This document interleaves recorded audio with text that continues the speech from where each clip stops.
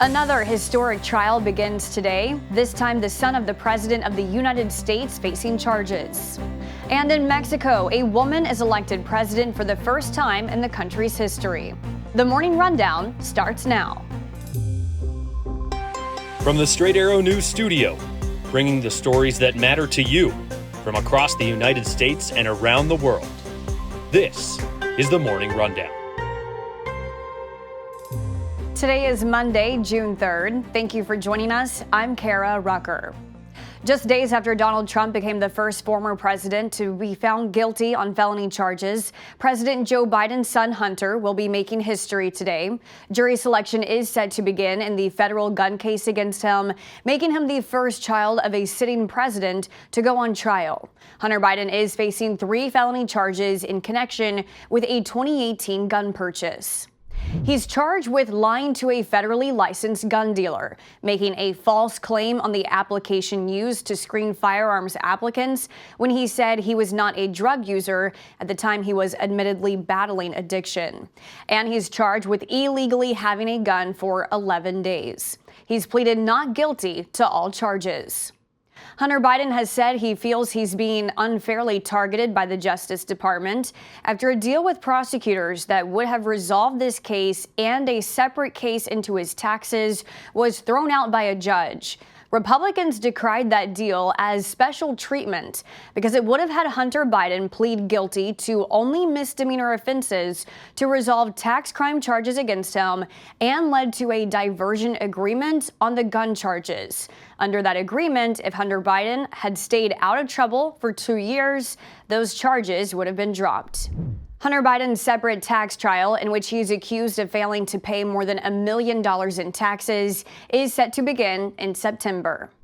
Days after being found guilty in his criminal trial in New York, former President Donald Trump spent the weekend making his first public appearance since the verdict, starting his own TikTok account, and sitting down for an interview with Fox News. Trump stopping by the Ultimate Fighting Championship event in Newark, New Jersey on Saturday night as thousands in attendance at the Prudential Center cheered on the former president. Trump taking that moment to launch his new TikTok account, amassing over 3 million followers as of this morning. His UFC video has more than 60 million views since it was posted.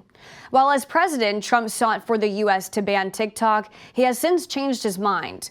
Meanwhile, President Joe Biden signed a bill in April that could see TikTok being banned in the country, though his campaign launched an account earlier this year. Trump also sat down for an interview with Fox News that aired on Sunday. When asked about the possibility of facing jail time or house arrest, Trump replied he is okay with it, but says he is not sure the public would stand for it. In the interview, Trump was asked about his political rivals in the wake of the verdict. And I say it and it sounds beautiful, right? You know, my revenge will be success. And I mean that. But it's awfully hard when you see what they've done. These people are so evil. And at the same time, the country can come together. Trump's sentencing is set for July 11th.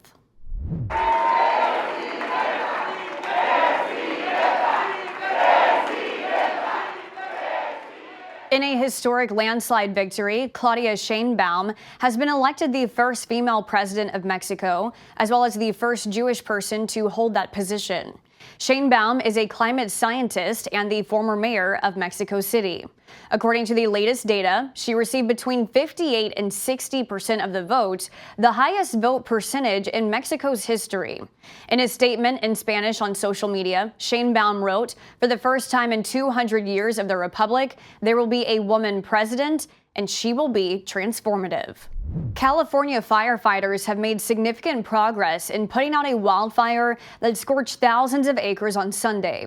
Officials say the Corral Fire started in San Joaquin County, about 60 miles east of San Francisco, on Saturday and consumed 14,000 acres. Thousands of residents who were evacuated from their homes in the fire's path have since been allowed to return. Investigators are working to figure out what started the fire, which broke out near the Lawrence Livermore National Laboratory, one of the country's key centers for nuclear weapons science and technology. Officials saying the fire, though, presented no threat to the lab. There was a major shakeup at one of the nation's biggest newspaper brands on Sunday night. The Washington Post announcing after 3 years, Sally Busby is stepping down from her position as executive editor. Busby was the first woman to hold that role in the paper's 144-year history. During her time, the paper has won Pulitzers, but has also seen a dramatic drop in audience and revenue. The Post saying former Wall Street Journal editor-in-chief Matt Murray will replace Busby as executive editor, and he'll remain in that position until the 2024 presidential election. At that time, the Post will then split their newsroom. Murray will lead a new division dedicated to social and service journalism, and Robert Winnett, the deputy editor of the Telegraph Media Group, will be brought on to lead the Washington Post core news coverage. Finally this morning, it's been more than 20 years since Michael Jordan officially retired from the NBA, but that didn't stop him from breaking another record this past weekend. A 2003-2004 Upper Deck autographed Michael Jordan card sold at auction for nearly $3 million, the highest price paid for a Jordan card in history. The card includes an NBA logo patch that was part of a Jordan game-used jersey when he played for the Chicago Bulls. The auction house calling the card the most sought-after Jordan card ever produced. While that may be the case, the price was well below the record for a sports card. That title still belongs to the 1952 Topps Mickey Mantle card that sold for $12.6 million. These are your top stories for this Monday. We'll see you back here tomorrow. Until then, I'm Kara Rucker. Have a great day.